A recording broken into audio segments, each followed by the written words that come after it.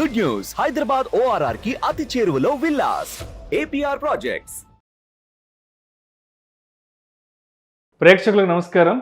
July 15-16 తేదీల్లో అంటే శనివారం ఆదివారం ప్రముఖ స్టాక్ మార్కెట్ అనలిస్ట్ సుందర రామిరెడ్డి గారు ETF index funds mutual funds మీద వెబినార్ కండక్ట్ చేయబోతున్నారు. దీనికి 3,000 రూపాయలు ఫీజు పే చేయవలసి ఉంటుంది. ఆసక్తి ఉన్నవారు ఈ కింద స్క్రోల్ అవుతున్న నంబర్కు ఉదయం 11 గంటల నుంచి సాయంత్రం 6 గంటల లోపల మాత్రమే కాల్ చేసి మీ రిజిస్ట్రేషన్స్ను వెంటనే పూర్తి చేసుకోగలరు. Welcome to Suman TV, India's largest digital media network. నేను మీ విష్ణు. ప్రస్తుతం నాతో పాటు ప్రముఖ స్టాక్ మార్కెట్ అనలిస్ట్ సుందర రామిరెడ్డి గారు ఉన్నారు. వారితో మాట్లాడదాం. సార్ నమస్తే. సార్ నమస్తే. సుందర రామిరెడ్డి గారు, లీటర్ పెట్రోల్ ధర 15 రూపాయలు అంటే నిజమేనా? ఎందుకంటే ఇప్పుడు 110 రూపాయలుగా ఉన్న పెట్రోల్ ధర రాబోయే రోజుల్లో 15 రూపాయలు కాబోతుందంటూ కేంద్ర రవాణా శాఖ మంత్రి నితిన్ గడ్కరీ కొన్ని కీలక వ్యాఖ్యలు చేశారు. ఏంటి అసలు 110 రూపాయలుగా ఉన్న ఇప్పుడు ఈ పెట్రోల్ ధర రాబోయే రోజుల్లో 15 రూపాయల అవకాశం ఎలా ఉండబోతుందంటే ఆల్మోస్ట్ ఒక 30 years బ్యాక్ 15 రూపాయలు ఉండిందేమో, ఏంటి మళ్ళీ ఒక 30 ఏళ్ళ వెనక్కి వెళ్ళిపోతాం ఏంటి అసలు? రైట్. సో ఆశకు కూడా ఒక హద్దు ఉండాలండి.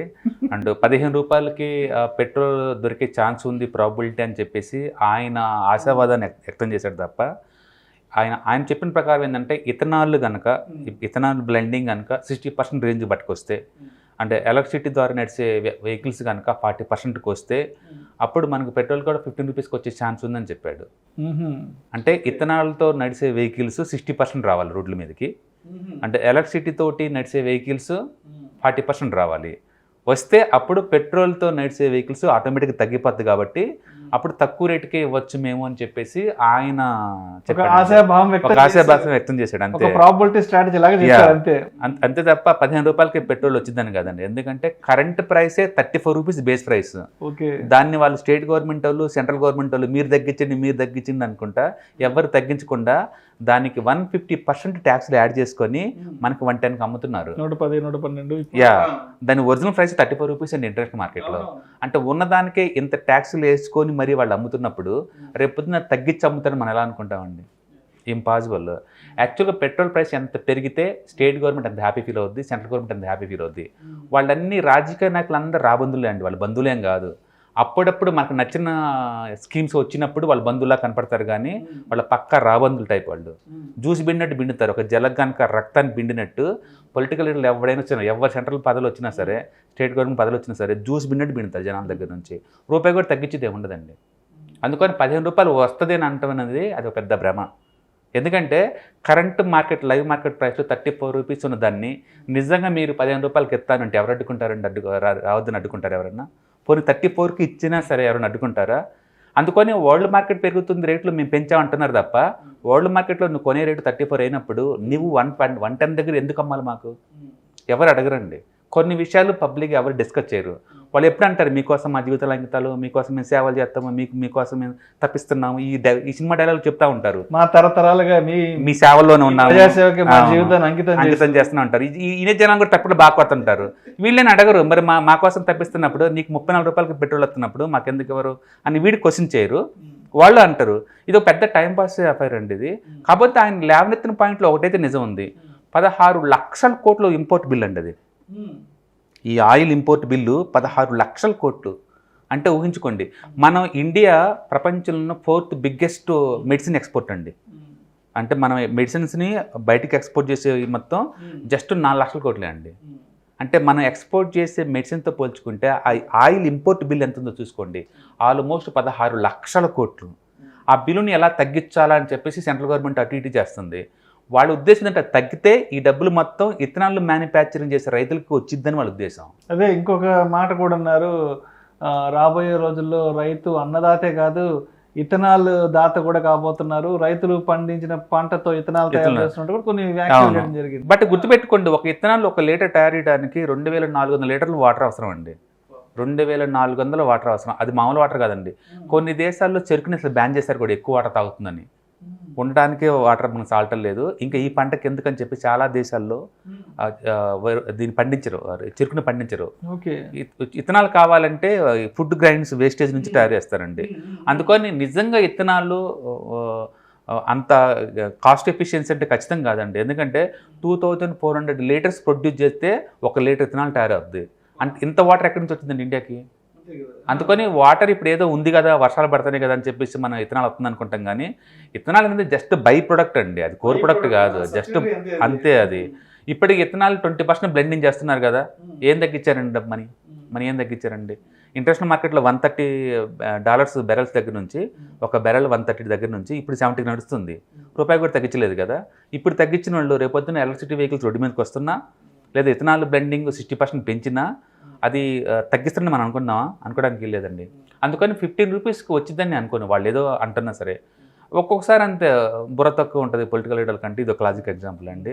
అందులో మంచి ఇమేజ్ ఉన్న నితిన్ ఇలాంటి మాట్లాడకూడదు యాక్చువల్గా. బట్ ఆయన బహుశా ఒక పాజిటివ్ వేలో, అంటే రైతులకి ముందు రోజుల్లో ఇథనాల్ ఎక్కువ ప్రొడ్యూస్ చేస్తే కనుక ఆ ఇంపోర్ట్ బిల్ అంతా మీకు వచ్చే ఛాన్స్ ఉంది అనే కంటెస్ట్లో అతను వాడుండొచ్చు. మీడియా వాళ్ళందరూ దాన్ని ఇలా తీసుకుని ఉండొచ్చు. అది ఒకటైతే నిజం, వచ్చి ముందు రోజుల్లో ఇథనాల్ బ్లెండింగ్ పెరుగుతూ పోతుంటుంది, ఎలక్ట్రిసిటీ వెహికల్స్ పెరుగుతూ ఉంటాయి. ఈ పెరిగింది కొత్త డిమాండ్ రాకుండా అడ్డుకుంటే అంతే తప్ప పెట్రోల్ ప్రైసులు 15 ఇంపాసిబుల్ అండి. అది పెట్రోల్ వేసెస్ 15. ఎందుకంటే పెట్రోల్ డీజిల్ ఒక ట్రాన్స్పోర్టేషన్లో మాత్రమే కాదండి, అదర్ ఇండస్ట్రీలో ఒక 5000 ఇండస్ట్రీలో రా మెటీరియల్ లాగా వాడతారు వాటిని, పెట్రోలియం ప్రొడక్ట్స్ మొత్తాన్ని. అందుకని నిజంగా రేటు తగ్గిద్దంటే తగ్గే ఛాన్సే లేదు. 15 కాదు కదా, కనీసం 50 కూడా తేలేరు వీళ్ళు. ఎందుకంటే ఇథనాల్ 1 లీటర్ 60 రూపాయలు ఉందండి ఇథనాలే, అది మొత్తం ఫ్రీగా వస్తుంది. ఆయన చెప్పినట్టు 15 రూపాయలకి ఇవ్వాలంటే మన లైఫ్ స్టైల్ ఒక 30-35 ఇయర్స్ బ్యాక్ వెళ్ళిపోవాలి. అవును 90స్కి వెళ్ళిపోవాలి, 2023 నుంచి. అవును, వాళ్ళు ఆ 15 రూపాయలు ఇథనాల్తో కూడా నీకు 20% బ్లెండ్ చేస్తుంటే ఇంజిన్ పాడైపోతుంది, అంత ఈజీగా అది ఇంజిన్స్. అందుకని కరెంటు మార్కెట్లో ఉన్న ఇంజిన్స్ అయ్యి కూడా ఇథనాల్ 60% బ్లెండింగ్ సరిపోదండి. కొత్త టెక్నాలజీ వచ్చి కొత్త ఇంజిన్స్ వస్తే తప్ప కరెంటు మార్కెట్లో రన్ అవుతున్న ఇంజిన్స్ అయ్యి కూడా ఇథనాల్ 20% దాటితే అది సపోర్ట్ చేయవయ్యి. అందుకని కొత్త టెక్నాలజీ అంత వచ్చిందని మనం అనుకోవట్లేదు. సో ఇంధనం మార్కెట్ ఏంటంటే చాలా డైనమిక్ టెక్నాలజీ వస్తుందండి, హైడ్రోజన్ అని చెప్పేసి, బ్యాటరీ అని చెప్పేసి, యాసిడ్ బ్యాటరీస్, చాలా కొత్త టెక్నాలజీ వస్తున్నాయి. అది ఎంతవరకు కమర్షియల్గా ప్రొడ్యూస్ చేస్తారో మనకు తెలియదు. కానీ బట్ ఇథనాల్తో 100% రన్ అయ్యే ఒక కొత్త ప్లాంట్ని మాత్రం టొయోటా వాళ్ళు ఇండియాలో లాంచ్ చేశారు ఆల్రెడీ. అది 100% ఇథనాల్తో రన్ చేస్తుంది. బహుశా ఆయన 100% ఆల్రెడీ ఇథనాల్తో తయారు చేసే ఆ కంపెనీస్ టొయోటా తయారు చేస్తుంది కాబట్టి ముందు రోజుల్లో మిగతా వెహికల్స్ అన్నీ కూడా 100% ఇథనాల్తో రన్ చేసేవి వస్తేనే ఆశాభావంతో చెప్పుండొచ్చు. బహుశా 100% ఇథనాల్తో వచ్చినాయి అనుకోండి, ఎస్ రైతులకు బెనిఫిట్ అవుతుంది న్యాచురల్గానే. తద్వారా మనకు కూడా పొల్యూషన్ కంట్రోల్ అవుతుంది, అంటే ఇంపోర్ట్ బిల్ తగ్గుతుంది. కానీ 1 లీటర్ ఇథనాల్ తయారు చేయడానికి కోసం 2400 లీటర్లు వాటర్ కావాలి. ఎంత వాటర్ పంప్ చేయగలుగుతారు? ఎక్కడి నుంచి వస్తుంది అంత వాటర్ వీళ్ళకి? అందుకని ప్రాక్టికల్గా అది పాసిబుల్ అవుదండి. మొత్తానికి ఇమాజినేషన్ వరకే బాగుంటుంది, ప్రాక్టికల్గా రియాలిటీ కంటే వర్కౌట్ అయ్యే అవకాశం లేదు. కాకపోతే ఒకటి జనాల్లో ఇవి వెళ్ళిపోయింది కాబట్టి డిస్కషన్స్ బిగిన్ అవుతాయి.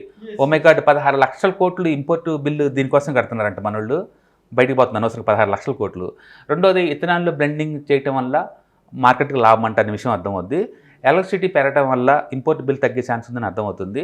అండ్ ముందు రోజుల్లో అచ్చం ఇథనాల్ 100%తో కూడా వెహికల్స్ రన్ అయ్యే ఛాన్స్ ఉంది, టొయోటా వాళ్ళు రన్ చేస్తున్నారంట అనే విషయం జనాలకు అర్థమవుద్ది. అట్లా జనాల్లోకి మెసేజ్ పోవడానికి పనికి వస్తుందేమో. కానీ ప్రాక్టికల్గా 15 రూపాయలకి ఇవ్వాలి అంటే పొలిటికల్ ఇవ్వచ్చు, ప్రాక్టికల్ చెప్పాలంటే, కానీ వాళ్ళు ఇవ్వరు. ఎలక్షన్స్ కూడా దగ్గరకు వస్తున్నాయి కదా, ఇంకేమైంది. ఎందుకంటే నాకు బాగా గుర్తు, ఒక 10 years బ్యాక్ అనుకుంటా, రామ్దేవ్ బాబా 35 రూపీస్కే వస్తుంది మోడీ విన్ అయితే అని చెప్పాడు. 35 కాదు కదా, అది అలా 110కి వెళ్ళిపోయింది. ఎలక్షన్ స్ట్రాటజీ అంటే జనాలను డైవర్ట్ చేయడం, అటెన్షన్ డైవర్ట్ చేయడం కోసం అలా ఉండొచ్చు. బహుశా వాళ్ళు వాడిన కంటెస్ట్ వేరే అండి అది. ఎందుకంటే టయోటా వాళ్ళు 100% ఇథనాల్ మీద రన్ అయ్యే వెహికల్ తయారు చేస్తున్నారు ఇండియాలో.